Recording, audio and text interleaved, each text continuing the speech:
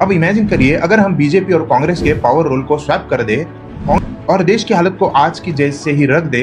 अब जरा सोचिए अगर कांग्रेस उनको फेवर्ड करने वाला चीफ इलेक्शन कमिश्नर अपॉइंट करने के लिए इलेक्शन कमिश्नर अपॉइंट करने के प्रोसीजर को ही बदल दे तो, साथ ही एक इलेक्शन कमिश्नर एक्ट पास करके उसी फेवर्ड चीफ इलेक्शन कमिश्नर को उसके टेन्योर में किसी भी सिविल और क्रिमिनल एक्शंस के बाद भी जीवन भर कोई भी कोर्ट सजा ना दे पाए ऐसी व्यवस्था कर दे तो, उसी चीफ इलेक्शन कमिश्नर की मदद से इलेक्शन में फ्रॉड किया जाए और जब सीसीटीवी फुटेज और वीडियो फुटेज मांगे जाए, लेकिन उसी फ्रॉड को छुपाने के लिए इलेक्शन कमीशन के सीसीटीवी फुटेज और इलेक्ट्रॉनिक डेटा को 3 मंथ से 1 साल तक रखने के रूल को उसी चीफ इलेक्शन कमिश्नर द्वारा बदलकर 45 डेज कर दिया जाए तो, उसी तरह इलेक्शन में mass amount of fake voters addition और लीगल वोटर डिलीशंस का फ्रॉड सामने आए और उस पर इलेक्शन कमिश्नर क्या अपनी माताओं, बहुओं, बेटियों सहित किसी भी मतदाता की सीसीटीवी वीडियो चुनाव आयोग को साझा करनी चाहिए क्या?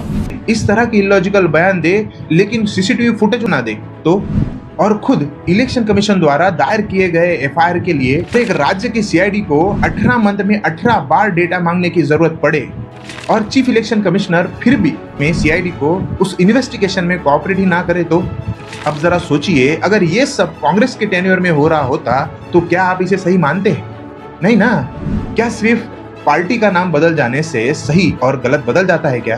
पार्टी कांग्रेस हो या बीजेपी, जो गलत है वो गलत ही रहेगा। इलेक्शन कमिश्नर हमारे देश की ऐसी स्वतंत्र संस्था है जिसे देश में फ्री और फेयर इलेक्शंस के लिए बनाया गया है और अगर कानून में बदलाव करके अगर वही इलेक्शन कमीशन कॉम्प्रोमाइज हो जाए, यहाँ तक कि सत्ता में बैठे लोगों को फेवर्ड में चीफ इलेक्शन कमिश्नर जो भी कानून तोड़े, फ्रॉड करे, उससे उसे बचाने के लिए अलग से कानून बनाया जाए, तो इलेक्शन में निष्पक्षता कहाँ रहेगी? और यही we Indians missing very important point. अगर निष्पक्ष चुनाव ही ना हो, हमारे वोटिंग राइट्स की कोई वैल्यू ही नहीं रहेगी और ना रहेगी हमारी डेमोक्रेसी।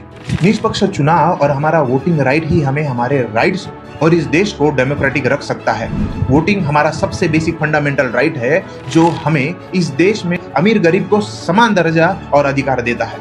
अगर यही छीन लिया जाए तो हम सिर्फ गुलाम हैं और शायद यही करने की कोशिश आज की जा रही है। देश में हो रहे हर प्रोटेस्ट की हालत आप देख ही रहे हो।